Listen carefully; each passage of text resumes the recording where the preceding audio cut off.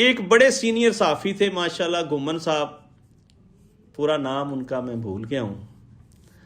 انہوں نے کہا کہ جناب یہ بتائیں کہ عمران خان کب رہا ہوگا. حالانکہ یہ آف دی ریکارڈ باتیں تھیں، میرے دل میں آیا کہ میں یہ بات کروں. میں نے ان سے کہا کہ یہ وہ شخص ہے، یہ جب چاہے رہا ہو سکتا ہے. یہ اپنی رہائی چاہتا ہی نہیں ہے. کیوں نہیں چاہتا؟ سوال یہ پیدا ہوتا ہے کیوں نہیں چاہتا.